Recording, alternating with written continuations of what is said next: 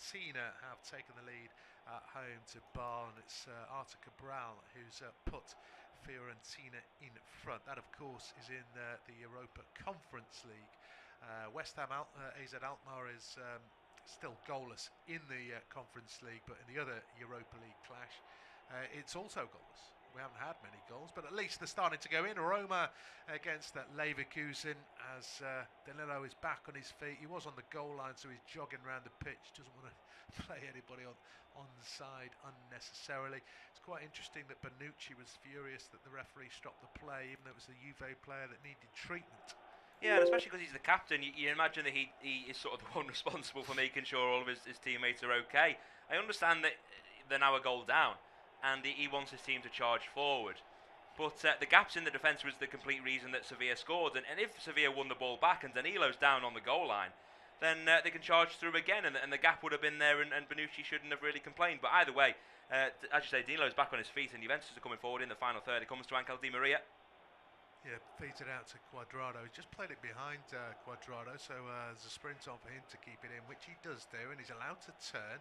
Plays it back to Di Maria, just to the right of the D. No time or space to shoot those. He was closed down by Rakitic. Uses the space on the right-hand side from Danilo. Back to the halfway line to Bonucci. Ball into the box. Nodded down and deflected wide of the post by Gadelia.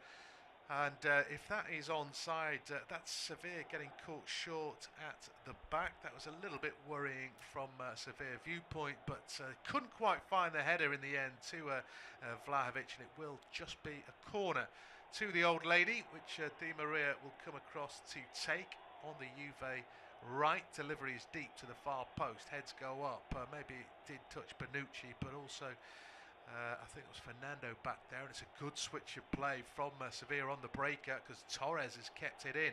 The support is coming for as well, and he's coming across the pitch. It's Hill rather than Torres, I beg your pardon. Then he tried to Cruyff turn Locatelli on the edge of the box. I think he tripped up himself, and so Juve come away with the ball. There was a chance for a quicker break than that, but actually it's just slowed down. But again, Sevilla looking pretty dangerous on the counter. Yeah, I think that's a typical example of a frustrating winger there, because Campos had made a run on the near side. Brian Hill was right on the far touchline, and he didn't get his head up quick enough. If he looked up a second earlier, then he could have played the pass, but he didn't. He kept his eyes on the ball, just running down the wing, and all of a sudden the option was gone. And as you say, then he's run infield, trying to Cruyff turn on Locatelli. It doesn't work out in the end, so the chance goes begging. But it's another what you said a few minutes ago. Whilst they didn't get a shot on goal on the previous encounter, it was a good chance, and it was a good chance again if they get the passes right. It's clear that Juventus are exposed. Yeah, they're caught short a few times. Could say the same about Sevilla on occasion. As Juve come on the attack, it's a slower attack, so there's plenty of numbers back defensively at the moment. And Juventus are forced back towards Sandro. A bit of space on the left-hand side for Kostic. Now Di Maria helping him out. He's beaten two, gets a cross in towards the near post, headed away by Rakitic, headed back in by Locatelli, volleyed away by Acuna. Will be picked up by Juve. I was going to say on the centre circle, header forwards and retreating from an offside position is Rabiot. Frustrations for Juve yet again. They still trail by a goal to nil. En-Nesyri in the 26th minute. There's an injury as well for, I think that's Campos, sat down at the moment. He's helped to his feet by the referee. So clearly the referee doesn't think he's overly injured, but he is actually shaking his head a couple of times there. I wonder if this is the end of Campos. I didn't see where he might have picked up the injury, but if he keeps shaking his head, it's not a good indication. No, and I think even doubly worse because he's been their biggest threat. Of course, he got the assist for the goal for En-Nesyri. He's had a few attempts on target to try and test Wojciech Szczesny. They are going to make a change. Is it going to be Lucas Ocampos coming off? You'd suspect so. Gonzalo Montiel is coming on. Now, he is a right back. Lucas Ocampos playing on the right wing, so you'd assume that Jesus Navas would go into that position that Ocampos was occupying. Montiel would go where Jesus Navas was, and it's a forced change. Yeah, the biggest threat of Sevilla so far. Instrumental in nearly every counter-attack when they've come forward. Lucas Ocampos has had to come off for an injury, and on in his place, as we said, is Gonzalo Montiel with Jesus Navas going onto the right wing. Yeah, Navas will probably like that, less responsibility, and there's been space out there for Ocampos, so if Navas has got the same space, could be interesting for the rest of the game. 11 minutes to go before half-time. Independent unofficial off-tube studio commentary, but Sevilla lead. Just been hit by an injury blow though, so we'll see how that pans out. Juve have certainly looked dangerous. They've looked both dangerous and vulnerable. 1-0 might not be the final score in this game, as Sevilla have possession inside their own half. Rakitic played the wrong pass there because Hill was coming close to him, and he played it into where he thought Hill might have been running to. Not the case, and Juve are able to clear up towards the halfway line, headed back by Barde. A fight for the ball between En-Nesyri and Bonucci. Bonucci comes away with it. Rakitic almost lost it on the halfway line, and Gedalia forced back under pressure from Vlahovic to Bono, just on the edge of his own box. He waits to be closed down before he hits it long. En-Nesyri, I'm not actually sure he got the touch. No, he didn't. It's come off the head of Mirelli. So the throw-in will be Sevilla's. Halfway inside the Juve half. It's still Juventus 1, Sevilla 0. I'll get it right. Juventus 0, Sevilla 1. As throw-in taken down the line for Hill, and he did get the wrong side of Cuadrado, but then couldn't control it, and it's off his boot behind for a goal kick. So Max Allegri looks a little bit worried. Obviously, he set this team up. It's not the Juve of old, though, is it? They do look a little bit ropey at the back. Yeah, they do, and he's not the only one that's going to be frustrated. There's a whole stadium of black and white shirts there that will be frustrated at the performance of this first 35 minutes so far. Yeah, the only real times they've come forward is through Kostic on that left flank. I mean, he's got bags of pace and a good delivery. Vlahovic hasn't really kept his run on side, though, has he? Angel Di Maria, of course, he's the wrong side of, well, he's 35 or plus now, isn't he? And he's still trying to be a key player for Juventus, and on occasions is, but not in this game so far. Sevilla just coming forward yet again on another counter, but they're taking it on a leisurely pace on this occasion, not committing too many men forward, maybe with intentions of trying to see the rest of this first half through. There's 9 minutes left of the regulation time of the first 45, but yeah, I struggle to see who's the home team here really, because Sevilla look quite comfortable. Yeah, they look probably have the best period of possession right now. Admittedly, they're not trying to score. They have been quite direct. The opportunities for a swift counter have been there. But they do lead, and half-time is approaching. They've just lost a player to injury, so maybe they're just second-guessing themselves a little bit. We've talked about Juve's vulnerability, certainly on appearance. They're not necessarily trying to exploit it. Acuna is coming forward, though, for Sevilla. Support comes from Rakitic, but the only one in and around the box is En-Nesyri, and they're not desperate to find him at the moment. Hill has it on the left flank, goes back to Rakitic. He'll look for a switch of play, and may well have found it to Jesus Navas, but it was a high ball, and he was closed down by Kostic, so the pass is backwards initially at least, and now Torres has it to Fernando, 30 yards out. He floats it to the left edge of the box, and Acuna, good control from the Argentine, who wants a runner. The runner's not within 20 yards of him. It's not fouling any of the Juve's back four. Another switch of play from Rakitic over to the right. Navas shifts it half a yard deep to the far post, and that's a good defensive header in the end from Danilo. Thumbs up all round there. Maybe he had a shout as well, needed to deal with it, and deal with it he did. Yeah, it's a good ball in as well, and a good clearance. A positive play all round really. It nearly went onto the head of Oliver Torres if Danilo didn't read the flight of the ball right, because it had a good dip and whip on it as well from Jesus Navas, of course, now in that right wing position, so he'll be further up the pitch and continuing those kind of deliveries you'd suspect. The throw for Sevilla has been taken. Loic Bade making a charge and run forward, finding Rakitic, and if Brian Hill has kept his run on side, there's a good chance to get the ball in the box. Gets to the bar and tries to pull it back. He's only pulled it back straight to Bonucci. Torres was the target just behind him. Now Sandro has it in his own box under a little bit of pressure, as is Kostic near the left touchline. Kostic goes long, but Vlahovic beaten to it by Barde, and Sevilla will have it back on the halfway line. Acuna wants a switch of play, perhaps not realising that Di Maria is on his shoulder. The passer there certainly spotted him, and so didn't play it to Acuna, but Sevilla work it from right to left and back again. The overlapping run from Montiel, a high hanging cross taken on the chest by En-Nesyri, went behind him, it's laid back to Rakitic, shot tipped over at the end. Maybe it was just a slight misjudgment there from Szczesny. He'd gone too far to his right, had to adjust, just a corner.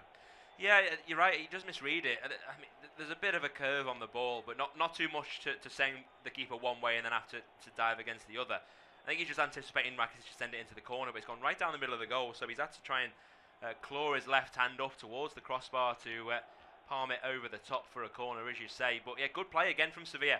Instead of getting the ball into the box, they played it to the edge of the area, and we all know how Rakitic can operate in those areas of the pitch and strike from distance.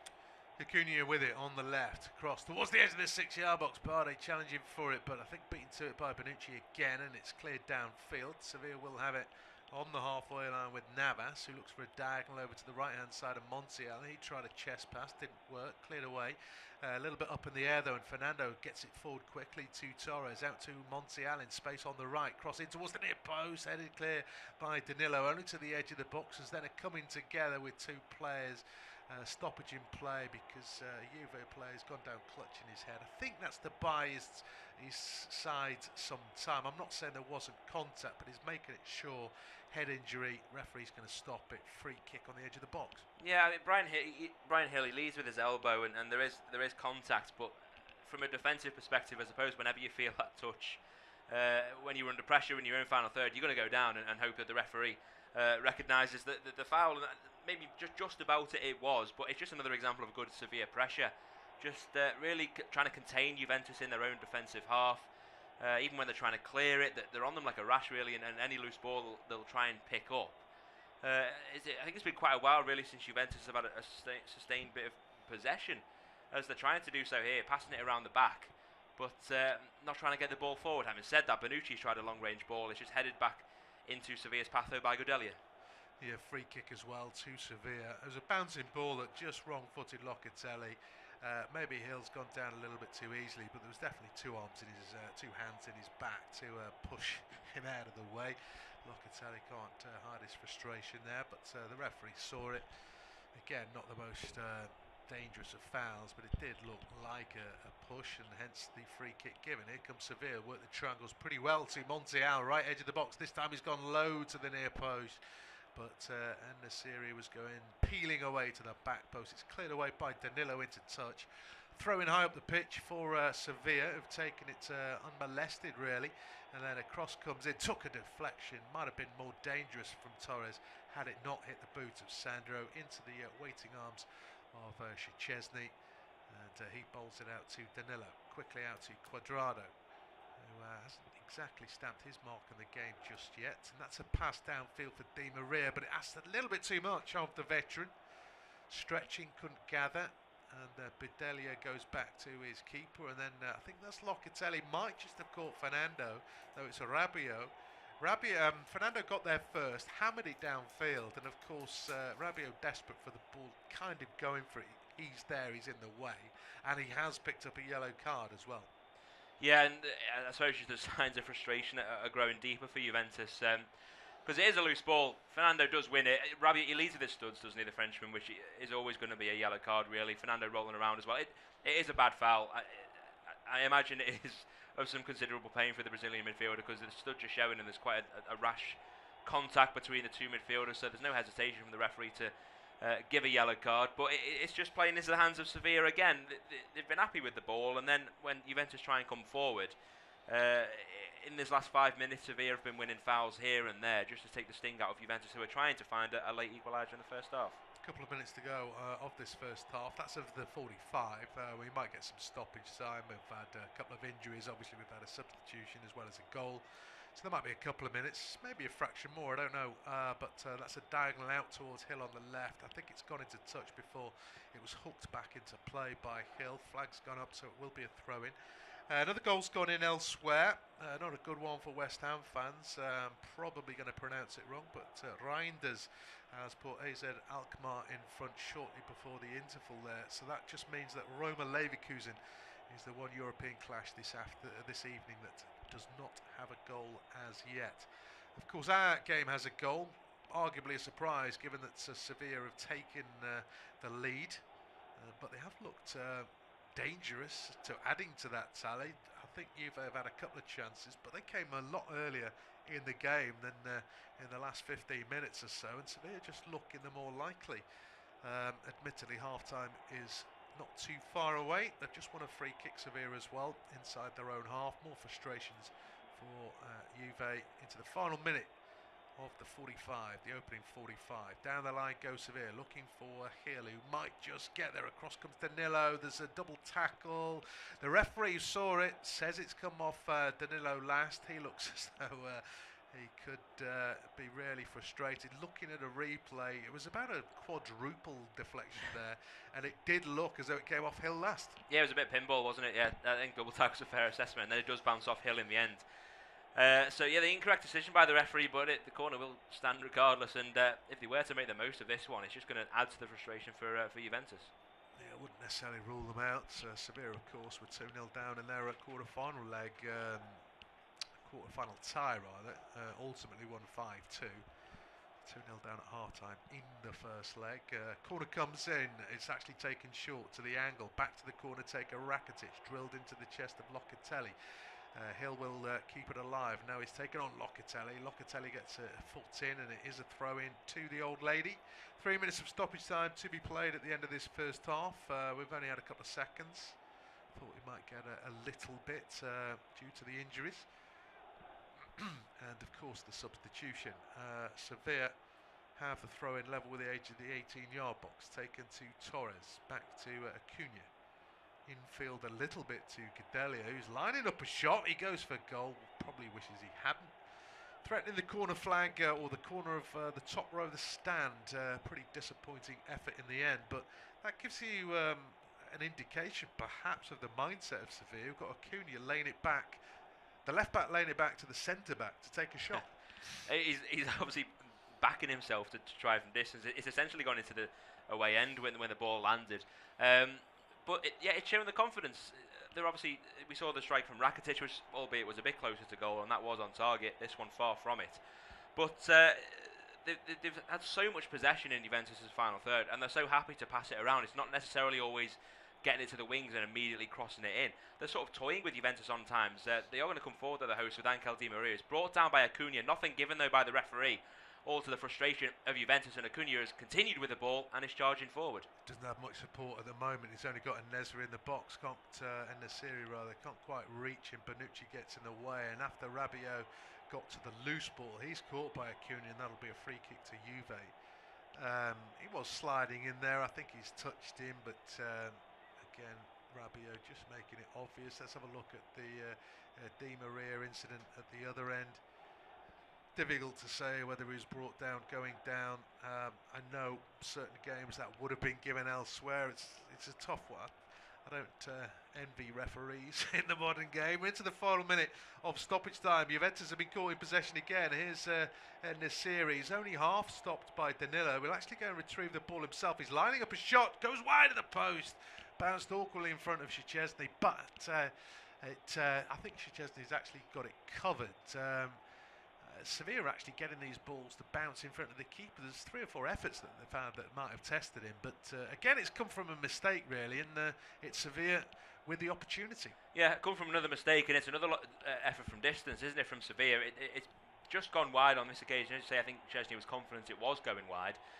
Juventus trying to end the half on a high. Kostic right all the way to the byline before sending it into the 18-yard area over the heads of every Juve attacker, though, and Sevilla can clear it out all the way for a throw-in. Right on the halfway line, and you'd imagine that's the last action of the first half. Certainly, probably the meaningful action anyway. And in fact, the referee isn't going to bother waiting for the. Oh no, he's. I tell a lie. He was waiting for a ball to be retrieved. Now the throw-in is taken. We're into the 4th minute stoppage time. Free kick, I think, given against Torres. It's on the halfway line. Is there a chance just to lump it into the box? As I say, we're in the 4th minute. No, they're not going to play the free kick. So the end of a first half in which was surprisingly dominated in a way by Sevilla. They lead at the Allianz Stadium by a goal to nil. En-Nesyri in the 26th minute. We'll be back with the second half soon.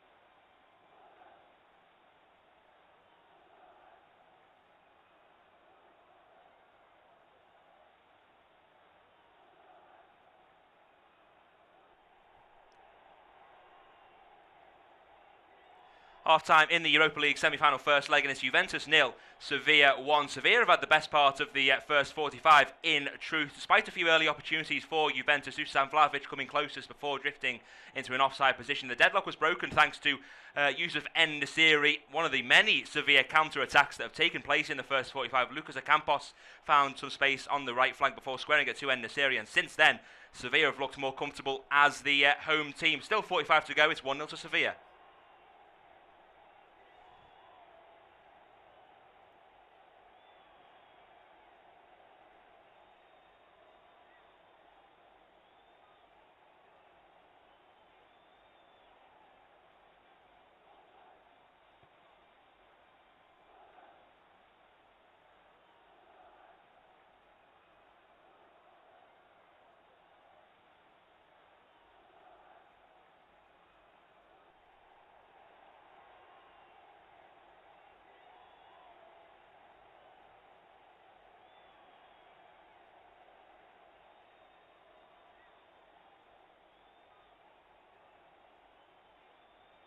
Half-time in the Europa League semi-final first leg, and it's Juventus 0, Sevilla 1. Sevilla have had the best part of the first 45 in truth, despite a few early opportunities for Juventus. Dusan Vlahovic coming closest before drifting into an offside position. The deadlock was broken thanks to Yusuf En-Nesyri, one of the many Sevilla counter-attacks that have taken place in the first 45. Lucas Ocampos found some space on the right flank before squaring it to En-Nesyri, and since then, Sevilla have looked more comfortable as the home team. Still 45 to go, it's 1-0 to Sevilla.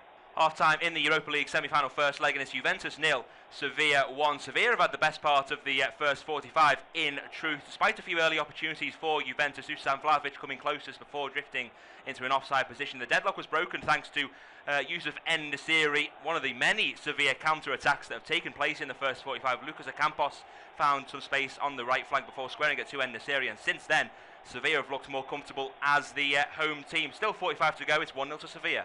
Half-time in the Europa League semi-final first leg, and it's Juventus 0, Sevilla 1. Sevilla have had the best part of the first 45 in truth, despite a few early opportunities for Juventus. Dusan Vlahovic coming closest before drifting into an offside position. The deadlock was broken thanks to Yusuf En-Nesyri, one of the many Sevilla counter-attacks that have taken place in the first 45. Lucas Ocampos found some space on the right flank before squaring it to En-Nesyri, and since then, Sevilla have looked more comfortable as the home team. Still 45 to go, it's 1-0 to Sevilla. Half-time in the Europa League semi-final first leg, and it's Juventus 0, Sevilla 1. Sevilla have had the best part of the first 45 in truth, despite a few early opportunities for Juventus. Dusan Vlahovic coming closest before drifting into an offside position. The deadlock was broken thanks to Yusuf En-Nesyri, one of the many Sevilla counter-attacks that have taken place in the first 45. Lucas Ocampos found some space on the right flank before squaring it to En-Nesyri, and since then, Sevilla have looked more comfortable as the home team. Still 45 to go, it's 1-0 to Sevilla. Half-time in the Europa League semi-final first leg, and it's Juventus 0, Sevilla 1. Sevilla have had the best part of the first 45 in truth, despite a few early opportunities for Juventus. Dusan Vlahovic coming closest before drifting into an offside position. The deadlock was broken thanks to Yusuf En-Nesyri, one of the many Sevilla counter-attacks that have taken place in the first 45. Lucas Ocampos found some space on the right flank before squaring it to En-Nesyri, and since then, Sevilla have looked more comfortable as the home team. Still 45 to go, it's 1-0 to Sevilla. Half-time in the Europa League semi-final first leg, and it's Juventus 0, Sevilla 1. Sevilla have had the best part of the first 45 in truth, despite a few early opportunities for Juventus. Dusan Vlahovic coming closest before drifting into an offside position. The deadlock was broken thanks to Yusuf En-Nesyri, one of the many Sevilla counter-attacks that have taken place in the first 45. Lucas Ocampos found some space on the right flank before squaring it to En-Nesyri, and since then, Sevilla have looked more comfortable as the home team. Still 45 to go, it's 1-0 to Sevilla. Half-time in the Europa League semi-final first leg, and it's Juventus 0, Sevilla 1. Sevilla have had the best part of the first 45 in truth, despite a few early opportunities for Juventus. Dusan Vlahovic coming closest before drifting into an offside position. The deadlock was broken thanks to Yusuf En-Nesyri, one of the many Sevilla counter-attacks that have taken place in the first 45. Lucas Ocampos found some space on the right flank before squaring it to En-Nesyri, and since then, Sevilla have looked more comfortable as the home team. Still 45 to go, it's 1-0 to Sevilla. Half-time in the Europa League semi-final first leg, and it's Juventus 0, Sevilla 1. Sevilla have had the best part of the first 45 in truth, despite a few early opportunities for Juventus. Dusan Vlahovic coming closest before drifting into an offside position. The deadlock was broken thanks to Yusuf En-Nesyri, one of the many Sevilla counter-attacks that have taken place in the first 45. Lucas Ocampos found some space on the right flank before squaring it to En-Nesyri, and since then Sevilla have looked more comfortable as the home team. Still 45 to go, it's 1-0 to Sevilla.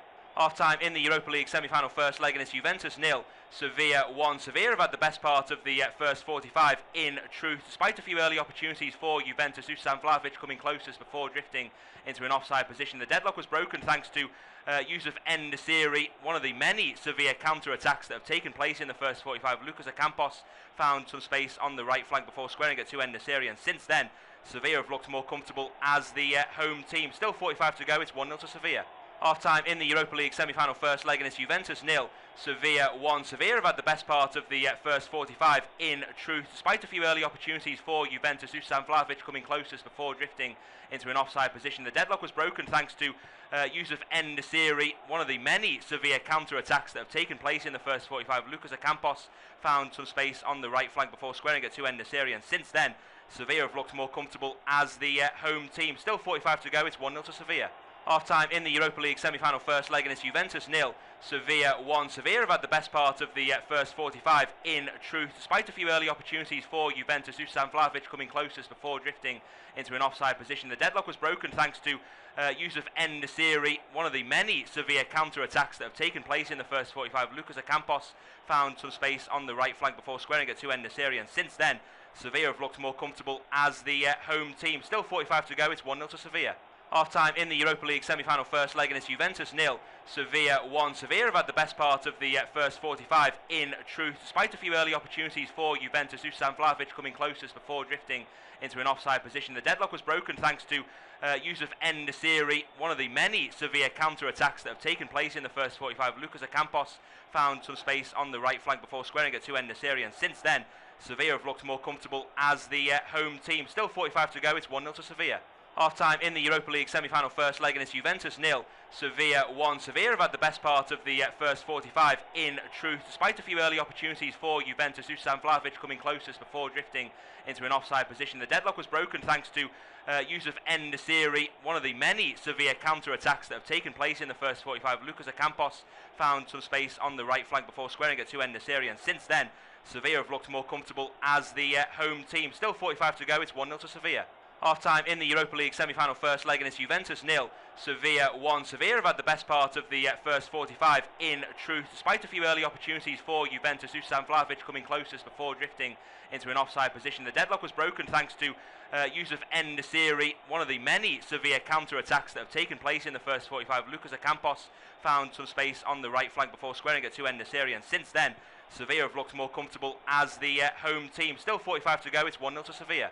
Half-time in the Europa League semi-final first leg, and it's Juventus 0, Sevilla 1. Sevilla have had the best part of the first 45 in truth, despite a few early opportunities for Juventus. Dusan Vlahovic coming closest before drifting into an offside position. The deadlock was broken thanks to Yusuf En-Nesyri, one of the many Sevilla counter-attacks that have taken place in the first 45. Lucas Ocampos found some space on the right flank before squaring it to En-Nesyri, and since then Sevilla have looked more comfortable as the home team. Still 45 to go, it's 1-0 to Sevilla. Half-time in the Europa League semi-final first leg, and it's Juventus 0, Sevilla 1. Sevilla have had the best part of the first 45 in truth, despite a few early opportunities for Juventus. Dusan Vlahovic coming closest before drifting into an offside position. The deadlock was broken thanks to Yusuf En-Nesyri, one of the many Sevilla counter-attacks that have taken place in the first 45. Lucas Ocampos found some space on the right flank before squaring it to En-Nesyri, and since then Sevilla have looked more comfortable as the home team. Still 45 to go, it's 1-0 to Sevilla. Half-time in the Europa League semi-final first leg, and it's Juventus 0, Sevilla 1. Sevilla have had the best part of the first 45 in truth, despite a few early opportunities for Juventus. Dusan Vlahovic coming closest before drifting into an offside position. The deadlock was broken thanks to Yusuf En-Nesyri, one of the many Sevilla counter-attacks that have taken place in the first 45. Lucas Ocampos found some space on the right flank before squaring it to En-Nesyri, and since then Sevilla have looked more comfortable as the home team. Still 45 to go, it's 1-0 to Sevilla. Half-time in the Europa League semi-final first leg, and it's Juventus 0, Sevilla 1. Sevilla have had the best part of the first 45 in truth, despite a few early opportunities for Juventus. Dusan Vlahovic coming closest before drifting into an offside position. The deadlock was broken thanks to Yusuf En-Nesyri, one of the many Sevilla counter-attacks that have taken place in the first 45. Lucas Ocampos found some space on the right flank before squaring it to En-Nesyri, and since then Sevilla have looked more comfortable as the home team. Still 45 to go, it's 1-0 to Sevilla. Half-time in the Europa League semi-final first leg, and it's Juventus 0, Sevilla 1. Sevilla have had the best part of the first 45 in truth, despite a few early opportunities for Juventus. Dusan Vlahovic coming closest before drifting into an offside position. The deadlock was broken thanks to Yusuf En-Nesyri, one of the many Sevilla counter-attacks that have taken place in the first 45. Lucas Ocampos found some space on the right flank before squaring it to En-Nesyri, and since then Sevilla have looked more comfortable as the home team. Still 45 to go, it's 1-0 to Sevilla. Half-time in the Europa League semi-final first leg, and it's Juventus 0, Sevilla 1. Sevilla have had the best part of the first 45 in truth, despite a few early opportunities for Juventus. Dusan Vlahovic coming closest before drifting into an offside position. The deadlock was broken thanks to Yusuf En-Nesyri, one of the many Sevilla counter-attacks that have taken place in the first 45. Lucas Ocampos found some space on the right flank before squaring it to En-Nesyri, and since then Sevilla have looked more comfortable as the home team. Still 45 to go, it's 1-0 to Sevilla. Half-time in the Europa League semi-final first leg, and it's Juventus 0, Sevilla 1. Sevilla have had the best part of the first 45 in truth, despite a few early opportunities for Juventus. Dusan Vlahovic coming closest before drifting into an offside position. The deadlock was broken thanks to Yusuf En-Nesyri, one of the many Sevilla counter-attacks that have taken place in the first 45. Lucas Ocampos found some space on the right flank before squaring it to En-Nesyri, and since then Sevilla have looked more comfortable as the home team. Still 45 to go, it's 1-0 to Sevilla. Half-time in the Europa League semi-final first leg, and it's Juventus 0, Sevilla 1. Sevilla have had the best part of the first 45 in truth, despite a few early opportunities for Juventus. Dusan Vlahovic coming closest before drifting into an offside position. The deadlock was broken thanks to Yusuf En-Nesyri, one of the many Sevilla counter-attacks that have taken place in the first 45. Lucas Ocampos found some space on the right flank before squaring it to En-Nesyri, and since then Sevilla have looked more comfortable as the home team. Still 45 to go, it's 1-0 to Sevilla. Half-time in the Europa League semi-final first leg, and it's Juventus 0, Sevilla 1. Sevilla have had the best part of the first 45 in truth, despite a few early opportunities for Juventus. Dusan Vlahovic coming closest before drifting into an offside position. The deadlock was broken thanks to Yusuf En-Nesyri, one of the many Sevilla counter-attacks that have taken place in the first 45. Lucas Ocampos found some space on the right flank before squaring it to En-Nesyri, and since then Sevilla have looked more comfortable as the home team. Still 45 to go, it's 1-0 to Sevilla. Half-time in the Europa League semi-final first leg, and it's Juventus 0, Sevilla 1. Sevilla have had the best part of the first 45 in truth, despite a few early opportunities for Juventus. Dusan Vlahovic coming closest before drifting into an offside position. The deadlock was broken thanks to Yusuf En-Nesyri, one of the many Sevilla counter-attacks that have taken place in the first 45. Lucas Ocampos found some space on the right flank before squaring it to En-Nesyri, and since then Sevilla have looked more comfortable as the home team. Still 45 to go, it's 1-0 to Sevilla. Half-time in the Europa League semi-final first leg, and it's Juventus 0, Sevilla 1. Sevilla have had the best part of the first 45 in truth, despite a few early opportunities for Juventus. Dusan Vlahovic coming closest before drifting into an offside position. The deadlock was broken thanks to Yusuf En-Nesyri, one of the many Sevilla counter-attacks that have taken place in the first 45. Lucas Ocampos found some space on the right flank before squaring it to En-Nesyri, and since then Sevilla have looked more comfortable as the home team. Still 45 to go, it's 1-0 to Sevilla. Half-time in the Europa League semi-final first leg, and it's Juventus 0, Sevilla 1. Sevilla have had the best part of the first 45 in truth, despite a few early opportunities for Juventus. Dusan Vlahovic coming closest before drifting into an offside position. The deadlock was broken thanks to Yusuf En-Nesyri, one of the many Sevilla counter-attacks that have taken place in the first 45. Lucas Ocampos found some space on the right flank before squaring it to En-Nesyri, and since then Sevilla have looked more comfortable as the home team. Still 45 to go, it's 1-0 to Sevilla. Half-time in the Europa League semi-final first leg, and it's Juventus 0, Sevilla 1. Sevilla have had the best part of the first 45 in truth, despite a few early opportunities for Juventus. Dusan Vlahovic coming closest before drifting into an offside position. The deadlock was broken thanks to Yusuf En-Nesyri, one of the many Sevilla counter-attacks that have taken place in the first 45. Lucas Ocampos found some space on the right flank before squaring it to En-Nesyri, and since then Sevilla have looked more comfortable as the home team. Still 45 to go, it's 1-0 to Sevilla. Half-time in the Europa League semi-final first leg, and it's Juventus 0, Sevilla 1. Sevilla have had the best part of the first 45 in truth, despite a few early opportunities for Juventus. Dusan Vlahovic coming closest before drifting into an offside position. The deadlock was broken thanks to Yusuf En-Nesyri, one of the many Sevilla counter-attacks that have taken place in the first 45. Lucas Ocampos found some space on the... Well, a very warm welcome back to the start of the second half now between Juventus and Sevilla. We've just kicked off with Juventus going from right to left, of course, in their Bianco Neri shirts, the black and white stripes. Sevilla, of course, in all red as the away team. Juventus have just made 2 half-time substitutions, 2 attacking-minded ones as well. Federico Chiesa, of course, he's had a long-term injury, but is almost essentially returning in full to the team. Now he's come on for the number 20, Fabio Moretti. And a bit of a surprise that Filip Kostic has come off in the left wing-back position. But on in his place is Samuel Illing Jr., the youngster who did score one of the goals in their 2-0 victory against Atalanta over the weekend. He is on for some fresh attacking ideas, given that Sevilla have looked relatively comfortable in the match so far. Of course, Yusuf En-Nesyri breaking the deadlock after 26 minutes, and following then, Juventus really didn't have any half-decent, let alone decent goal-scoring opportunities coming forward. So I'll just, whilst Juventus are passing around the back, I'll give a chance to just run through the lineups once again. Wojciech Szczesny in goal, the back three of Danilo, Leonardo Bonucci and Alexandro in defence. Federico Chiesa just trying to come forward here as he squares the ball, blocked by Gudelio and cleared out by Marcos Acuna, only as far as Manuel Locatelli. Now into Angel Di Maria with more attacking players on the pitch. Might be some further spaces for the Bianconeri, headed forward by Illing Jr. Cleared though by Loic Bade. Illing Jr. will get on the ball again. His first involvement is a positive one before playing it right onto his Juventus teammate, number 25, Adrian Rabiot, and straight out for a Sevilla throw. So I'll continue with the Juventus lineup. It's a midfield 5, if you will, perhaps changed by the substitutes now of Juan Cuadrado, Federico Chiesa, Manuel Locatelli, Adrian Rabiot and Samuel Illing Jr. Angel Di Maria just playing behind the Serbian Dusan Vlahovic. As for Sevilla, they had to make an enforced change in the first half. Lucas Ocampos, who got the assist for the only goal of the game, he has had to go off in place of Gonzalo Montiel. It's a 4-2-3-1 for them. Yassine Bono in goal, Marcos Acuna, Gudelia, Bade and the substitute Gonzalo Montiel across the back four. Rakitic and Fernando in the holding midfield positions. A midfield 3 further forward of Bryan Hill, Oliver Torres and Jesus Navas, who's drifted further forward, and Yusuf En-Nesyri, the goal scorer, up top on his own. There's just a break in play at the moment as the number 10 of Sevilla, Ivan Rakitic, has just brought down Federico Chiesa from a loose ball. The referee has awarded a free kick in favour of Juventus. Chiesa seems in a great deal of pain, but he's back on his feet now for the free kick, which has been taken short. Illing Jr.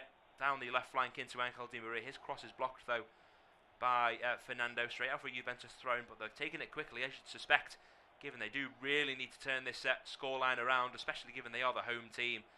You'd imagine that Allegri will have expected a victory from this one before travelling to the south of Spain in exactly a week's time. I'm joined again for the second half by Rob Eddy, and well, Rob, I assume really that this is what we suspected for the second half. There were attack-minded changes from Allegri to just try and instill something more positive going forward. There's another free kick earned by Juventus on the far side. Juan Cuadrado is tripped up by Oliver Torres in a dangerous position to get a cross into. It's a half opportunity for Juventus here, but they've started on the front foot, as you probably will have suspected. Yeah, I mean, they had to do something because they were pretty poor in the first half. I mean, I thought they looked dangerous up to a point. Probably their best chances ultimately would have been chalked off for offside. But they shaded possession, but you look at the stats, they had 3 goal attempts, none of which were on target. And having had more possession, Sevilla had 12 goal attempts, 5 on target. I think 1 was blocked, 4 saves from Szczesny. They, of course, scored. And they're the away side, so they had to do something at the breaks. A credit to Max Allegri.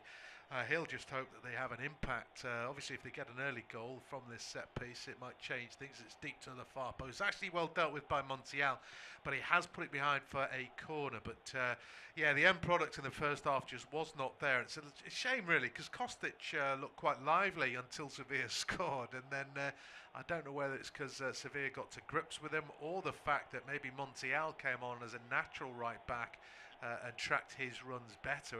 It's difficult to nail it. But he's certainly got quiet, and he's the one that's paid for it. Corner for Juventus. The outswing from Angel Di Maria. Danilo does get a touch on it, but he sends it further back towards the edge of the penalty area before Sevilla do clear it to the halfway line. It's kept alive though at the back by Locatelli, who spreads it right back to the byline where Di Maria tries to keep it in, but it's a bit of a swipe with his favoured left foot and straight out for a goal kick. Samuel Illing Jr. is clearly one of the intended targets for any crosses coming in now. He does operate with a bit of height.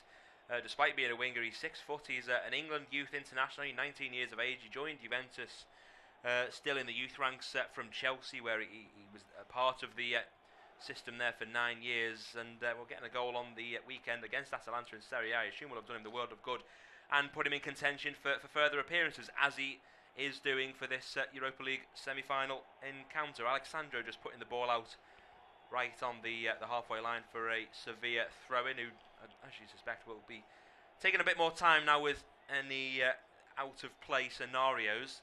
Montiel sending this one right down the line, looking for En-Nesyri. He goes down after a bit of a shirt pull between him and Alexandro. 50-50 really, both players were going at it, and Sandro in the end is the one to clear it out for another Sevilla throw-in. They're just getting the yards in at the moment, the visitors, a few yards further forward with every throw-in that they take. It's this time sent further central towards Ivan Rakitic. He lays it off to Fernando, 30 yards from goal, sends it back to the centre circle for Nemanja Gudelic, the centre-back, who more often than not is a central midfielder, but owing to the defensive injuries for Sevilla, must to set him back into the back four. Getting some space again of the visitors, as they did in the first half. Here's Jesus Navas on the right-hand side, under pressure from Illing Jr. Alexandro wants him to track his man, so he goes out to press onto Oliver Torres. It's played into the centre of the field before Gudelic sends it back where it came from to Oliver Torres. Jesus Navas, a good ball through the legs of Illing Jr. into Ivan Rakitic, right on the byline before sending it back to the Sevilla captain Navas. In again to Oliver Torres. Good pressure and good possession. Again for the visitors, we saw it so often in the first half, just keeping the ball quite comfortably in Juventus' final third, and they're doing it again in this second 45. Ball around the corner from Torres into Rakitic. Good first touch from him to get a yard of space from Alexandro. Sends it into the penalty area, but cleared by Danilo. En-Nesyri wasn't anywhere near the cross that came in. The miscontrol from Montiel allows perhaps Juventus to come forward on a counter, but again it's well read by Sevilla. The ball hasn't really been outside of Juventus' defensive half for the last 2 or so minutes, but that intended Sevilla attack has been brought short by a good tackle from Juan Cuadrado. Angel Di Maria picking up the pieces inside Sevilla's own half, and he's dragged back by Marcos Acuna, his Argentine and fellow World Cup winning compatriot. He wants a yellow card for Acuna. It's one of those where Di Maria's beaten his man really, and he's charging towards goal. Acuna's not necessarily holding the shirt of Di Maria, but he's got his arm wrapped around his hip, and the intention is clear from Di Maria. He wants a yellow card for Acuna. Ball whipped in though, the free kick was taken quickly, and in the end Federico Chiesa was just marginally away from the ball. He stuck out a toe to try and poke it goalwards, but Yassine Bono read it well. It was taken quickly by Di Maria, so he stopped his protests for that Acuna yellow card, which didn't arrive, and he saw the run of Chiesa. I think he's got to touch the ball there. It's less so that he's on the full stretch, and actually that he just misreads the flight of the ball, and he had a good chance to get it on target. Yeah, I mean, I think it's a tough one though, isn't it? It's coming over his right shoulder and he wants to play it with his left. I mean, maybe if he had a right foot, that would have been simpler. But I'm with you. I think that was a yellow card. He's Torres, he's for a moment I thought the referee's going into his pocket. He's kind of dragged back his man. He's frustrated. He felt that the contact wasn't much and the player's gone down easily. But in the previous one, because we've seen one yellow card, which is a different kind of challenge, Rabiot. I wouldn't say studs up necessarily, but certainly more dangerous than a tug of the jersey. But I mean, it is cynical. He's been beaten. He's wrong-footed. He knew there was an overlap on the right. So what he's done is stopped Di Maria. What I don't like to see though is players, not wishing to sound like a fuddy-duddy. You let the referee ref, but he's demanding yellow cards. I don't like to see that, but it probably was a yellow card.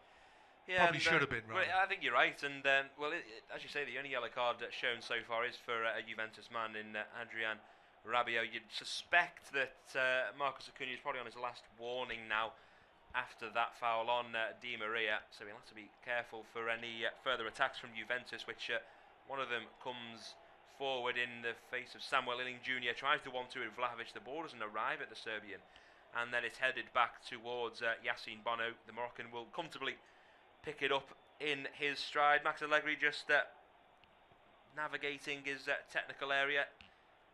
I think he's got to do better there. I mean, I'm not expecting perhaps a goal, but it's almost like I'm going to play it into this area because I've got not, you know, there might be somebody there, but he's running into that area. You can see there isn't a Juventus player, and he's played it there with the outside of his boot, and it never looked like it was going to succeed. Juventus are trailing by a goal to nil. They've got to be a little bit more composed and accurate with their passing in the final third, because they're not creating chances, and they're not going to do it with hit and hope passes like that.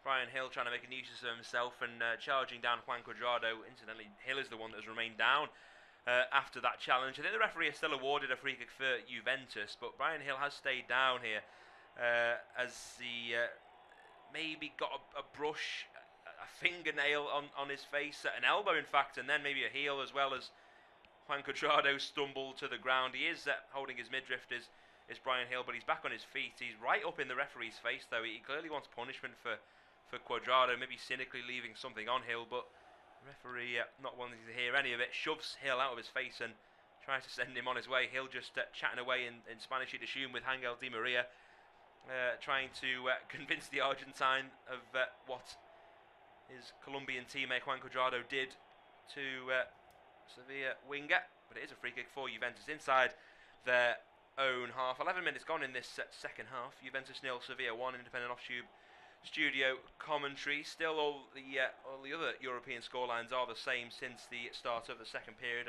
Roma 0-0 against Bayer Leverkusen. That's the only game where the deadlock has yet to be broken. Fiorentina are still 1 goal to the good against Basel at home in Florence, and West Ham at the London Stadium are 1-0 down to AZ Alkmaar, and do run the risk of falling short again at back-to-back European semi-finals, of course, and losing to Frankfurt in the Europa League last season. Bonucci with the ball at his feet. A good long sprayed pass towards Alexandro, who's continued his run down the left flank. He's got Illing Jr. for company. Great nutmeg in the end from the youngster. Gets past Loic Barry, tries to square it for Dusan Vlahovic when he could have had the opportunity to pull the trigger himself. It was a selfless action though from Illing Jr. And in the end, Dusan Vlahovic was maybe frustrated he didn't take the chance on himself, the Juve youngster, but in the end I think the pass was behind him regardless. But it was intercepted as well by the Sevilla defence, in truth. Yeah, I mean, it was better than the previous effort I mentioned about. But I mean, you kind of half think, yeah, you've done all the hard work, you've beaten 2 players, you're 10 yards out, keeper to beat. Okay, the angle's not great, and of course if he had reached his team at the far post, it's probably a tap-in, but he didn't hit the pass strongly enough. It sounds like I'm trying to get on his case there, but that's twice he's made arguably the wrong decision. I thought the previous effort he wasn't really committed to anything there, and maybe he should have shot there, because I think the shooting chance is there. You wouldn't criticise him for shooting 10 yards out. It was a good move actually. It's probably the first time we've seen Sandro get forward. I know he's been playing in a back 3. He seems to be playing more as a left back at the moment.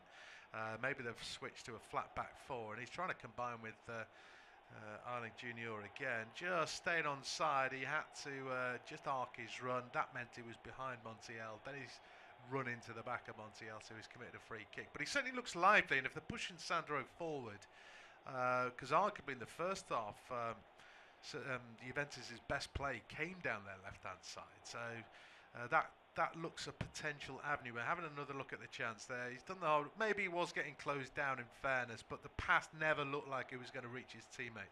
But he certainly looks lively.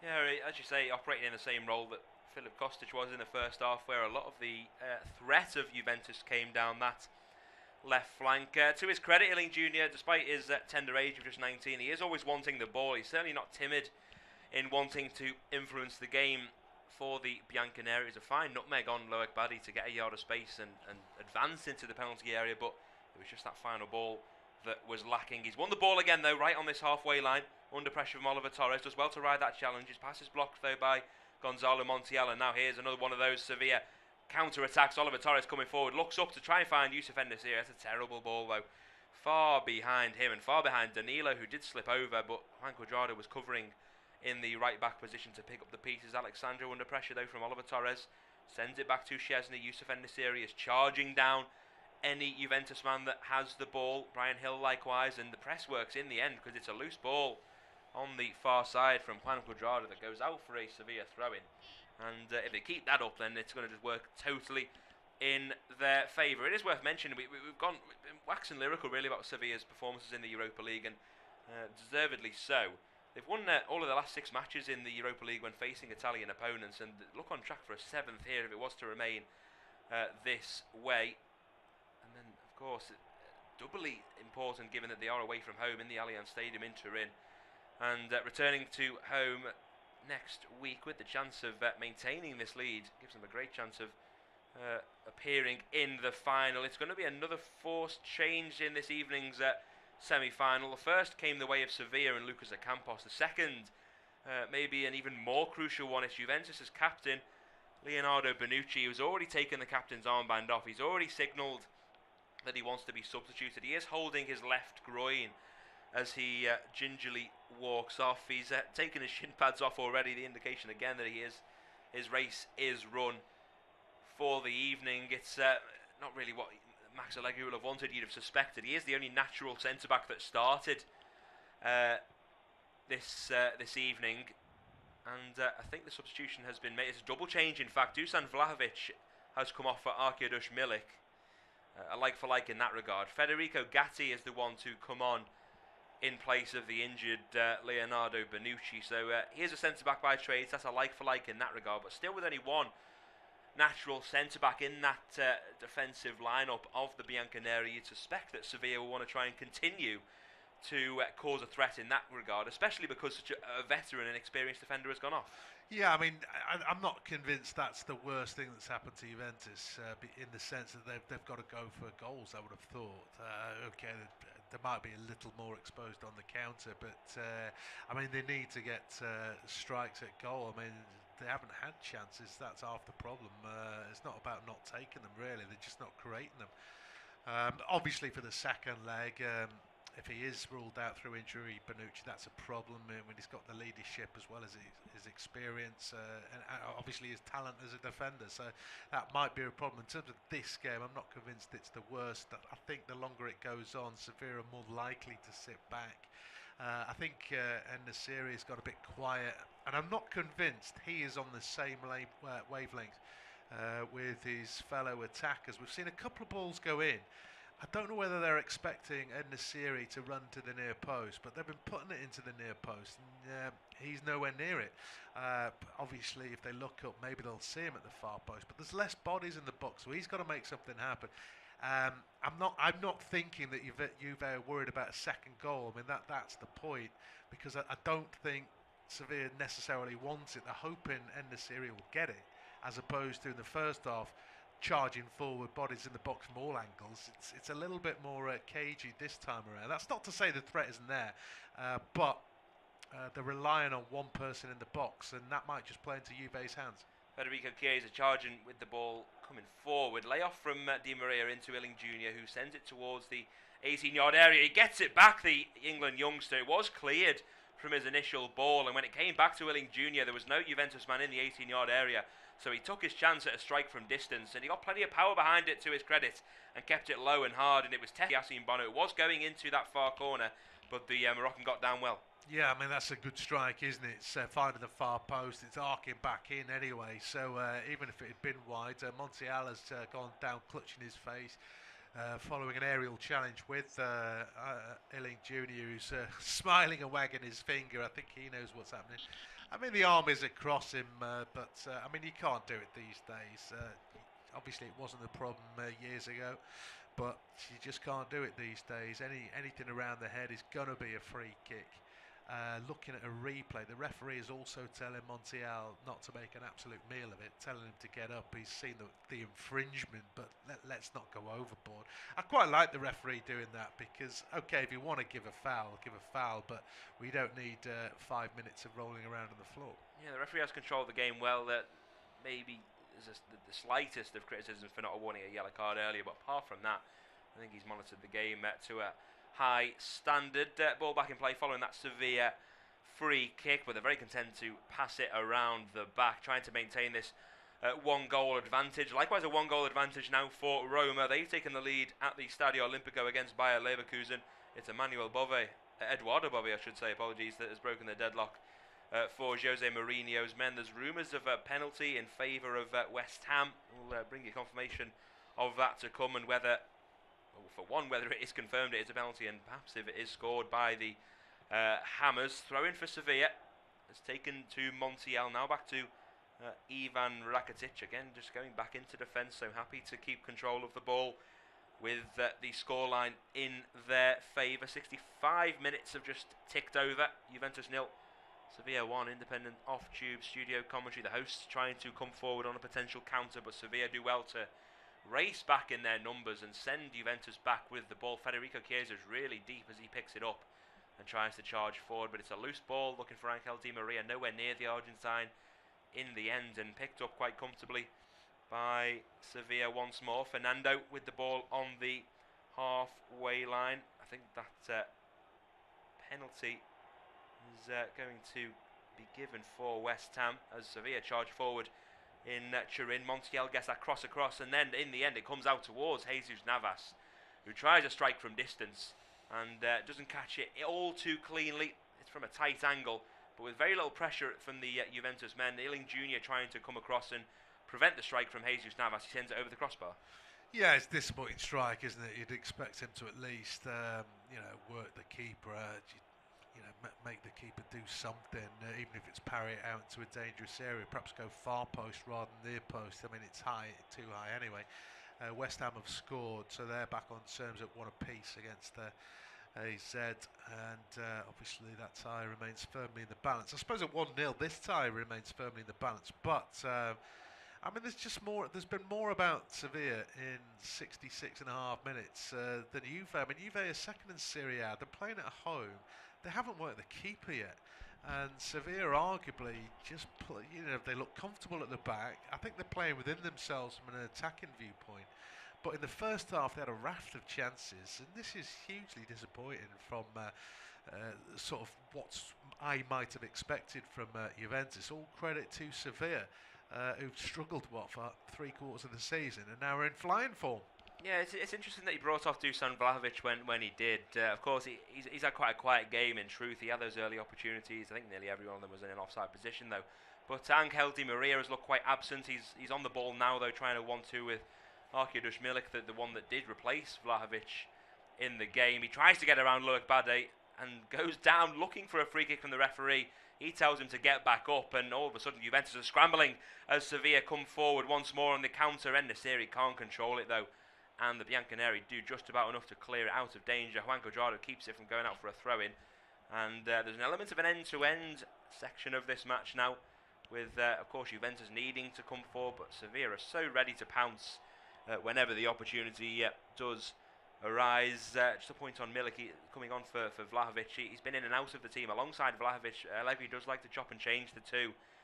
Milik did start on the weekend against Atalanta before Vlahovic replaced him, and the Serbian did score in that one. Now it's up to Milik to try and find an equaliser. Likewise, every other Juventus player, and for those that might come on from the bench in the remainder of the 22.5 minutes in this second half of the second half, and it'll be Rob to take you through to the end of it. Yeah, cheers, Ben. Plus whatever stoppage time is added on as well, of course, as Alan Jr. has it left wing. A nice little piece of control, but after beating the first man with a lovely little shimmy, he's run into the second man and dispossessed, and Sevilla clear. Not for long, it's come back to the Juve substitute. This time he puts an early cross in, diving header away by Cadelias, only to found Di Maria. Quickly gives it to Eiling Jr. onto his right, stabs it in towards the D, but again under hit. The Milik was the target, and it's easily intercepted. Now the break potentially on for Navas, but that's a strong challenge from Danilo. Ball-winning challenge as well, as slid it into touch. Throw to Sevilla on the halfway line, but things just not happening in the final third for Juventus today. I don't think of course they have had a shot on target. It's going to be another change though, and Di Maria not had his best performance this evening. Perhaps he's the latest to be taken off, with would you believe Paul Pogba coming on in his place. Injury-prone, injury-ravaged season, but obviously fit for the end of it. Yes, and I suppose he has that ability. He always has. It was sometimes lacking a bit of inconsistency with his time at Manchester United. Of course, he rejoined United after being at Juventus, so this is his second spell in Turin. But only eight appearances in all competitions for Pogba, and it's only 117 minutes from those. So it really is just cameos here and there. He's got about 25 minutes, as you say, accounting for potential stoppage time to try and make a difference in this first leg. He's going to be playing a bit more deep than Ángel Di Maria, who he has replaced, but you'd assume that will allow Federico Chiesa to play in a more advanced role. There's been an equaliser elsewhere. Bale back on terms at Fiorentina. Andy Diouf has got the equaliser for Bale, or Basel, depending on how you want to pronounce it. So Fiorentina pegged back. Sevilla haven't looked like they're going to surrender an advantage in this one, but there are still 20 minutes plus stoppage time to go. And the series struggling to get involved in this second half. That pass underhit to him. It's only partially cleared, and Navas has it. Goes back towards Rakitic near the centre circle. He's not exactly closed down, and Sevilla leading. Going to be in a rush to do anything rash. Rakitic has it again after a couple of passes elsewhere. Now it's with Cadelia switching it over to the left-hand side. Acuna wrong foots his marker, Chiesa. Now he's having a go at Cuadrado. Goes inside Cuadrado. He's just closed down as he tried to cross there, and so he can't beat the near post man. And now the break is on, looking to exploit the space behind Acuna, who's quick to get back into position. I think Cadelia was filling in as well as Milik peeled away out to the left-hand side. Rakitic has a lunge. He's brought down Cuadrado, and that'll be a yellow card given to Ivan Rakitic, who's not really complaining about it either. But just a little bit late. A rugby tackle as well. Can't really complain. It's not too dissimilar to the challenge Acuna made a few minutes ago. He, of course, didn't get a yellow card. Yeah, that's exactly what I was thinking. I don't know what the sort of, maybe the referee's thinking it's later in the game now, so it's more worthy of a yellow card. It's a sort of a reasoning that I've never really bought, though. Regardless of when a challenge is in the game, it needs to be punished in the same regard. But it was identical, wasn't it? This time Rakitic goes into the book and Acuna doesn't. But they're just trying to get these cheap fouls in now, Sevilla, because the changes have been made by Juventus to try and influence this game. So it's up to the visitors now to just stop playing its tracks, as they have done here. This time, winning a free kick as opposed to conceding a free kick. Even Rakitic goes down after a late lunge from Alexandro inside Sevilla's own defensive half. So it's just going to be the time away again, but they'll continue to try and create these cheap fouls themselves, Sevilla, just to stunt any Juventus progression. Yeah, looking at a replay there, it's independent unofficial off-tube studio commentary. He might have lunged there, Sandro, but I don't think he quite reached Rakitic. So Rakitic has used the foot to essentially, the referee was on the other side. It didn't look as though there was much contact there, but no yellow card. Frustration for Sandro, obviously. He's in the book. It looks as though Papu Gomez is about to come on for Sevilla in their latest change. Who is going off? Torres is the man to make way. I suppose he's not got involved in the second half. No, he hasn't, and really I think the only involvements I can recall are when he's committing fouls himself. There was those few tussles over on the far side with Juan Cuadrado. Again, just that element of trying to stop play when he can. Emphatic slap on the back towards Papu Gomez, who does come on in his place. A similar mould, a similar build as well. Technical, short player to try and just keep hold of the ball. Having said that, his first involvement is to send a loose pass straight back to Juventus. But it's still an attacking-minded change. It's not necessarily a more defensive midfielder coming on for Oliver Torres. It's still an attack-minded man in Papu Gomez. So maybe they're just keeping that possibility alive that if Juventus overcommit as they try to get an equaliser and perhaps beyond, Sevilla can punish them on the counter. Here is Gomez in possession for Sevilla, but the pass to Navas. Well, Navas miscontrolled it slightly and then got the ball caught between his feet. Runs ultimately out of play for a Juve throw, but time very much in factor with 16 minutes to go of this first leg at the Allianz Stadium in Turin. And Juve have not impressed so far. They might still get some kind of advantage, or at least back on terms. Obviously Sevilla were behind for a long time in their first leg against Manchester United, and we know how that turned out. So this isn't done yet. Sevilla, I'm sure, will be all too aware of what might happen, particularly with a slender one-goal lead. As good defending in the end from Acuna, because Chiesa wanted that ball to run out of play, realised it wouldn't, but then he's been eased off the ball. The ball's actually played off Chiesa as well, and so it's a throw in to Sevilla, admittedly deep inside their own half. But time continues to ebb away as far as the old lady is concerned. Mikel Antonio has got on the score sheet. So West Ham, who were trailing, of course, 1-0 in that game at half-time. They've scored 2 relatively quick goals in succession, and now they have the advantage with time running out at the London Stadium. That's 2-1. Still Roma lead by Leverkusen by a goal to nil. And of course in the other Europa Conference semi-final clash, it's 1 apiece, Fiorentina against the Basel. Another throw in to Sevilla, a little bit further downfield, but inside their own half. Kuna tries to go up towards the halfway line. It's going to come back.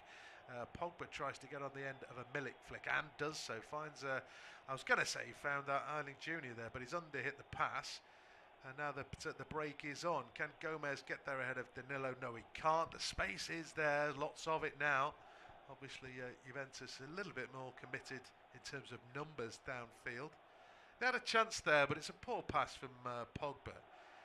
And that's let them down all evening. That final pass, or even the penultimate pass, it's just giving the ball away. Yeah, the chances have been few and far between. I'm struggling to think of one clear-cut one since the early stages of the first half. There's been a few strikes from distance, maybe to test Yassine Bono. Manuel Locatelli has just been the next player to go into the book. That's 2 of Juventus's central midfielders now in the referee's book, alongside Adrian Rabiot, of course. Locatelli going through the back there of Papu Gomez, trying to win the ball, but if you go through the player, you always run the risk of creating or causing a foul, and in the eyes of the referee there was enough malice to warrant a booking. Time continues to tick, and obviously frustrations for Juve. Have made 4 changes. They might have 1 left, if my maths is correct. It might not be, but things haven't quite worked. We thought they were attacking changes, but I really can't remember Bunu making too many saves. Obviously, that shot from distance from Eiling Jr. at least made him work, but again it's from distance. They're not getting the ball into the box too often as Danilo heads away defensively at the other end. So Sevilla have a throw in, maybe 18 yards from the corner flag, but it's just started to become a sort of scrappy game. Free kicks both ways, but it's not allowing Juventus to build up much fluency, and it's playing into the hands a little bit of Sevilla, who are managing the game pretty well, as Acuna has jumped into Cuadrado there, and that should be a free kick. He only had eyes for Cuadrado, and finally the refs thought that's enough fouling from you, Acuna, and he's into the... Or maybe it was Gil who went into the book for arguing, I'm not sure. Gil is the man in the camera shot right now. It didn't look as Acuna was doing anything other than jumping into Cuadrado though. Yeah, it's not necessarily like he's had contact with Cuadrado's head. Cuadrado is just going to go down to try and earn these cheap fouls. I think you're probably right. We'll await confirmation though that Brian Hill was maybe responsible for dissent to the referee. We've yet to have that confirmed. But as you suspect, Juventus have taken the free kick quite quickly, and Cuadrado is running down the wing before trying to send it back to Adrian Rabiot. Gets the loose ball back to him and sends it further infield. Locatelli squares to Sandro out to the left-hand side where Chiesa is. He's not done an awful lot since he came on. Return pass from Sandro. Well, Chiesa was wrong-footed there, wasn't expecting. Rakitic nipped in. Chiesa with the challenges. Well, he's deemed to have clipped Rakitic. Yellow card to Chiesa. The cards are mounting up now. Frustrations for Juve are continuing to increase. And obviously it's all playing into Sevilla's hands. Yeah, the floodgates are open now with the cards, aren't they? Chiesa, he just stumbles, doesn't he? And then he gets in Rakic's way. You can understand the card awarded because it's prevented a break for the Spanish team. We will see a replay of the yellow card. It is Bryan Hill that has gone into the book. I think it's for time wasting actually, rather than dissent. He kicked the ball away as Juventus tried to take the free kick quickly. So to confirm, yellow card for Bryan Hill about a minute ago, and then a booking for Federico Chiesa for that late challenge on Ivan Rakitic, who actually, there wasn't too much contact, was there, Rob? And he stayed down, he's getting the magic spray, and he needs the physios to help him out. Yeah, it's this is only going to increase the frustrations. Although, how many fouls? Maybe it's an unwritten rule about an accumulation of fouls. Acuna seems to have made as many as anybody on the field. One of them was a rugby tackle, cynical, and he still hasn't got a yellow card. I find it quite incredible how some players seem to, I don't know, avoid the referee's wrath.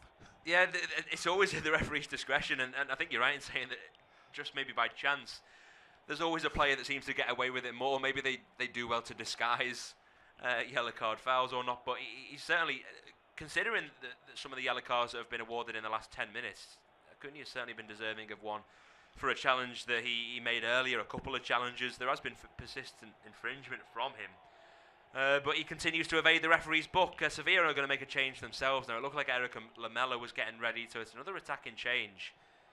Bryan Hill coming off, so it's another winger for winger. He's just been booked, Bryan Hill, for time wasting, and he's got to be careful not to get another one for the exact same reason, because he's not gone off at the nearest part of the field, and he's tried to walk all the way to where Eric Lamela is, and he has done it. He's high-fived him, and Eric Lamela's now on the pitch, but the referee did rush over to Bryan Hill and tell him to get on with it. Yeah, I mean, you don't necessarily want to see players sent off silly things, but I don't know whether they should make that rule a little bit more permanent. If he's on the left wing, go off the left wing. He's come all the way over to the right. But again, it's just taking time off the clock. Every team does it. 8.5 minutes of the 90 to go. There will be stoppage time, I'm sure, as Juve look to get back in this game, and Pogba's got the wrong side of Rakitic, tries to feed it out to the left-hand side to Chiesa. Montiel just got a foot in there. Did he get to Chiesa as well? The play continues as Pogba has it for Juve, just on the left edge of the box. He wants some support, but Chiesa's still down on the ground. Then there's a lunge from Bardet, and he's going to go into the book. He was trying to just wrap his foot around his man. I mean, he obviously got a piece of the man before the ball. If he touched the ball, he's not really complaining. And this is a free kick in a dangerous area. Really dangerous. It's right on the edge of the 18-yard box. It's Rabiot that goes down, but Rabiot lunges himself at Bardet and then goes down. He's the one initiating the contact, and yet he earns the free kick. I know that to be the sort of, to have a balanced argument, Bardet does lunge in, and he doesn't win the ball. But you see this so often now with players that. The attacking players that lunge towards the defender to initiate the contact, then they go down. He's won the free kick. Just before that, I was perhaps even more frustrated at Federico Chiesa, who went down looking for a free kick. It certainly wasn't a foul. He stayed down, and Paul Pogba was trying to find a passing option, and he didn't have it because Chiesa was still down on the ground. It made Pogba's job far more difficult. He eventually found, to his credit, Adrian Rabiot, and through his pass and the work of Pogba, he's, as you say, earns a free kick in a dangerous area. Yeah, I'm not convinced there was actually any contact on Rabiot, but certainly you take a risk when he's trying to go round a player to get the ball. Will Cuadrado go for goal here? It's on the angle, he's just fizzed it in, and it took a deflection of Bardet. I think it should be a corner. No, it's given as a goal kick. It looked to me like it came off a Sevilla player. Ben might disagree. It's a dangerous ball in. It was never quite on target, but looking at a replay, actually, it was Danilo. I don't think it touched Acuna, so that's actually good decisions again from the officials, to be honest. Cuadrado, I mean, I suppose it's a percentage ball, but because it's low, well, it's above knee height, but it's not quite head high. It's difficult to fashion a chance from that. Yeah, I don't know what he wants from that. Does he just want a loose ball to fall into a teammate? Because, as you say, if it's going to hit sort of thigh height, it's not going to ricochet as it would if it was, with the shins, the knees, or even sending it towards a head. Percentage ball in every sense. It didn't work out for Juventus, and came to a Sevilla goal kick. They nearly came forward, the visitors again there. Papu Gomez nearly brushing off Alexandro on the near side.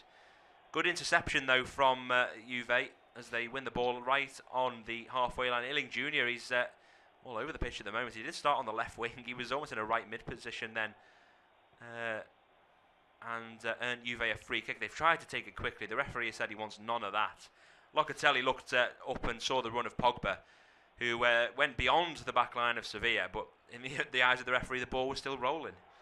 Yeah, it's gone very scrappy in the last 10-15 minutes or so. Rabiot's under pressure from a short free kick. There's an element of a press there from Fernando. It's fed up to Pogba. A little back heel does find Locatelli, who rolls the challenge of Fernando, feeds it out to Cuadrado, right edge of the box, dangerous position in towards the near post, but it's Bardo got there ahead of Rabiot, and it's cleared behind for a corner, I think. Rabiot has gone down clutching his shins. And yet Bardet cleared it. I don't know what he thinks he's going to get there. Maybe a slow-mo will show me something different. But I think this is a corner kick to Juve, playing with a lot more urgency than they had done for the previous 85 minutes. All of a sudden, looking at a replay, who got the touch there? I mean, it's one of those. It's ball and foot together. He's arguably got the ball first. I mean, who's kicking who there? Yeah, obviously Rabiot wants to try and earn a penalty here, which I'm not buying for 1 second. He's saying that I think he's given. Has he given a goal kick? We still wait to see. The physios are on for Rabiot regardless. He's trying to earn a penalty, but Bade does get the first touch of the ball. He sort of clears it into the Frenchman, and then it goes over the crossbar. He's still down, maybe more to try and convince the referee further. But it's going to be away the seconds again, but this time it's because the Juventus man is down. We saw Rakitic requiring the referee. I think he's trying to say that maybe the studs of Bade were too high when the cross came in. He's just trying to intercept. So I don't really think that Loic Bade's done anything wrong there.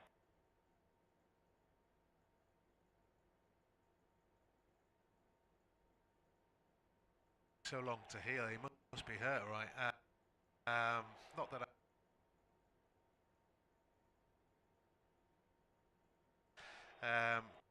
because we're expecting a good few minutes anyway. They still haven't taken a corner or a goal kick. Presumably VAR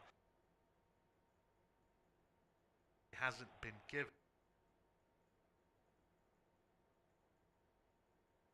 Corner.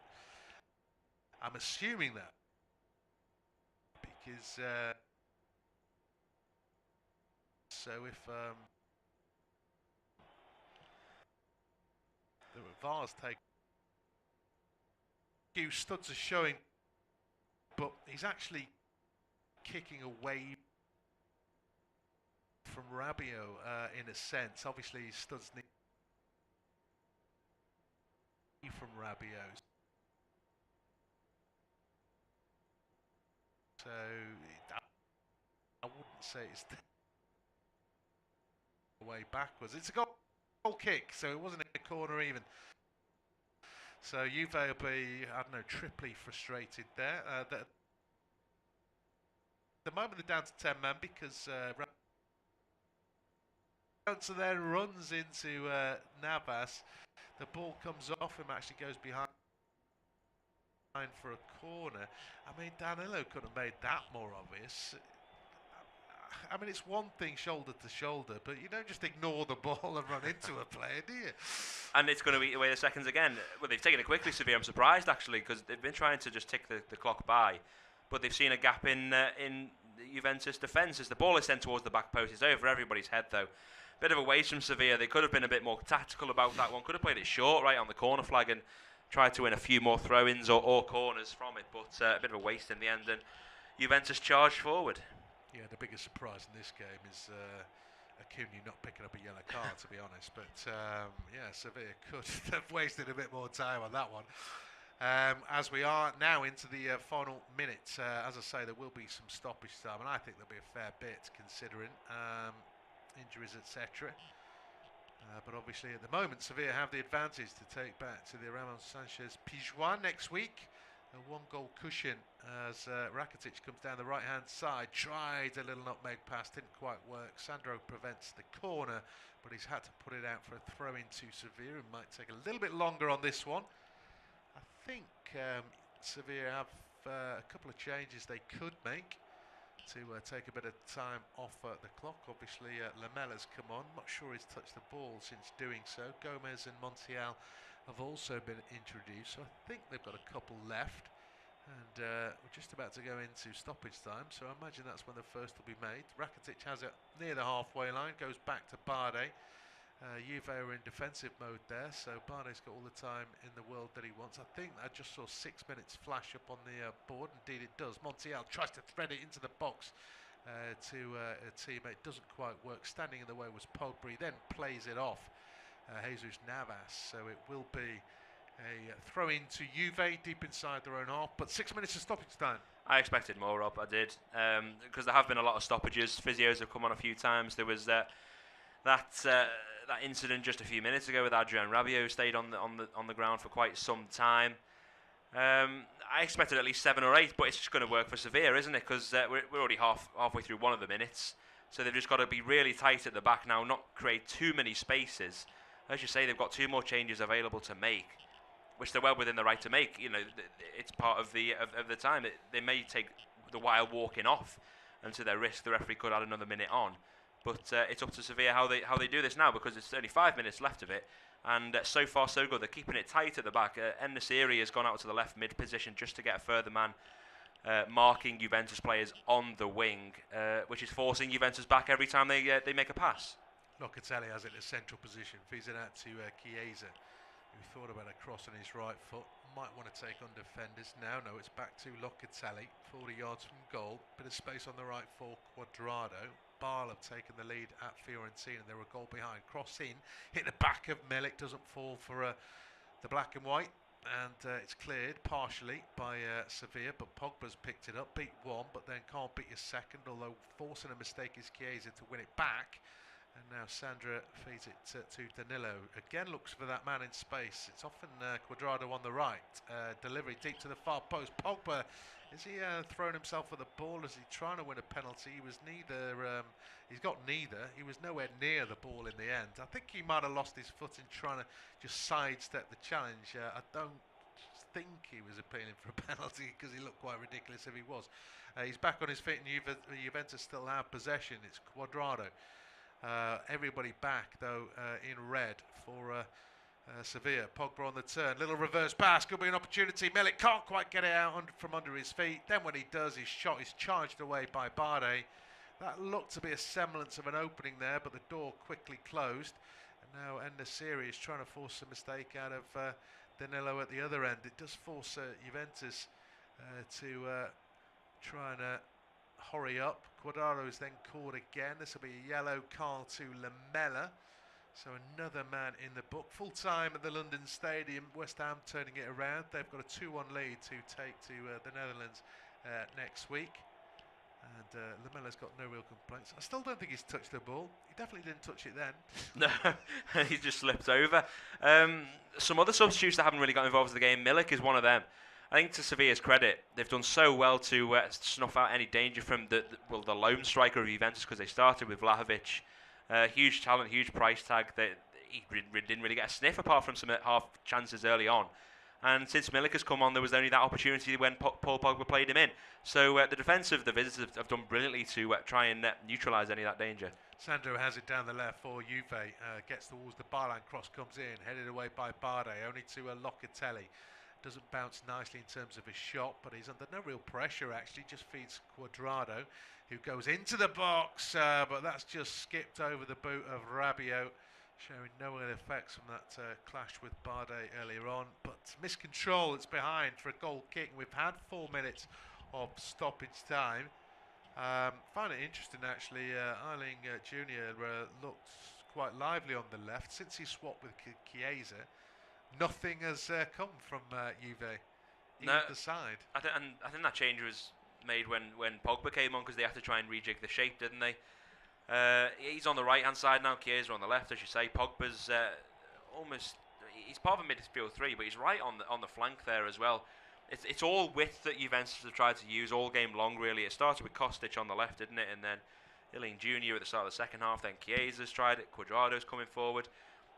But all Sevilla have to do in that regard is sit deep, don't they? Because if you're out wide, you have to just cross the ball into the box, and then the defence can deal with it. Juventus have given the ball away inside their own half. Montiel tried to come forward. He's tackled in the end, and now Rabiot will charge the ball forward and give it to Pogba.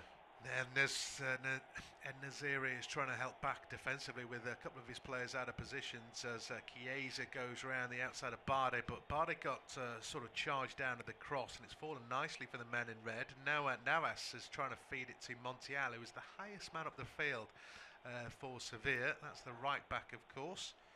Might have been a chance had it been the other way round. Navas quick in his day, obviously not the spring chicken he might once have been. The other matches are all full time, so Roma have won 1-0 and Bâle have won 2-1 in Fiorentina. This is the last match standing. We're in the final 30 seconds of the 6 minutes of stoppage time. There might be a little bit more added on, I don't know, but obviously we're running out of time for Juventus to get something from this game. A winner looks unlikely, but Illing Jr. has got in behind the fullback cross, doesn't beat Rakitic near post. And it's headed out to the left flank where Acuna smashes it downfield. Anywhere will do. Szczesny hasn't had an awful lot to do in this game. Certainly not in the latter quarter of it. The busier of the two keepers in the first half, but it's been quite bereft of chances at either end as time ticks into the 7th minute of stoppage time. Ball into the box from Juve, headed away this time by Montiel. Then Bardi, they glanced off Bardi's head, it's with Chiesa, but Navas gets a foot in. It's a late corner in the 7th minute of stoppage time. Chiesa sprints across to take it. There are 2 balls on the pitch at the moment, but it's actually Sevilla who get rid of the other one. Chiesa just wants to get on with it, and I wouldn't say his teammates are rushing to get in the box. It's been a strange performance from Juventus. Delivery into the far post, headed by Danilo. Pogba back across, it's in the back of the net, and that is Gatti off from the back from this set piece. For once the Sevilla defence caught short, and from no more than an inch off the goal line, Gatti has got an equaliser. Would you believe it? Well, it was remarkable. I was just seeing before the corner was taken that Leonardo Bonucci was right on the touchline, one holding his groin, and then with his right hand trying to instruct the players to come forward. It's the header from Pogba that surprises everybody, because it's Danilo sort of from the penalty area that sends it goal bound. Pogba keeps it alive and heads it right towards the goal line. Bono had already committed to the original header, so he's scrambling back. The defence don't know where to go. There's 2 Juventus men charging for the ball. It's Gatti, as you say, who eventually does get his head onto it. Arkadiusz Milik as well is there. It was a guaranteed goal as soon as they came forward. You just didn't know who was going to get the head onto it, and it's the substitute that did come on for Leonardo Bonucci in the form of Gatti. It's a crucial equaliser for Juventus when they needed it. But you just get the sense, it's his second goal in 4 games in the Europa League as well, and arguably this is his more important of the 2. But still a draw at home, is it necessarily enough? I imagine Sevilla will be quite happy still with this result. They'll be frustrated they didn't get over the line, because it was about 30 seconds after the 6th minute. I think you're right that there probably needed to be a few more seconds added on, so it's fair to give the goal. But Juventus needed to win this game, I think, and the referee has just blown the full-time whistle. Yeah, there's no way they deserved an equaliser there. They were very poor, but they got an equaliser. You don't always get what you deserve, so it set up the second leg pretty nicely for next week. Full time at the Allianz Stadium. It's finished. Juventus won, Sevilla won.